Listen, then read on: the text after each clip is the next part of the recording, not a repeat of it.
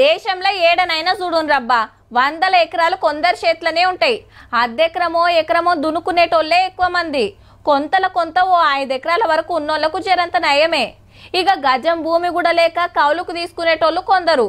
Forest భూములలో పోడి వ్యవసాయం చేస్తోళ్ళు ఇంకొందరు. గాళ్ళందరికీ ఫాయిదా చేసే ఆలోచన చేస్తుంది సర్కార్. గిరిజనుల పోడు భూముల తిప్పలు సాదా బైనామాల సమస్యలు తీర్చే టైం వచ్చేసిందిగా. తెలంగాణ పుట్టినరోజు పండుగ నాడే తస్వ చేస్తుందట సర్కారు. మంచిర్యాల జిల్లా భీమారంలో భూభారతి పోర్టల్ ఎట్లా పనిచేస్తుందో రైతులకు చెప్పినాక ఈ ముచ్చట సాటింపేసిండు మంత్రి పొంగులేటి సారు.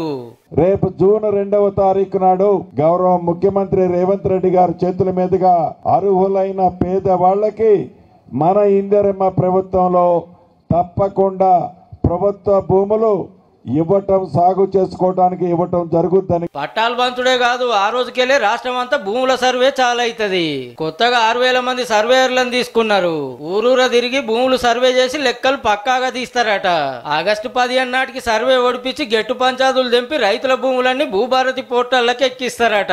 ఇక ధరణి తిప్పలుండయి, భూముల పంచాదులుండయి అని పాత సర్కారులు ఎట్లెట్లా నడిచిందో యాద్ చేసిండు చెన్నూరు ఎమ్మెల్యే వివేక్ సారు.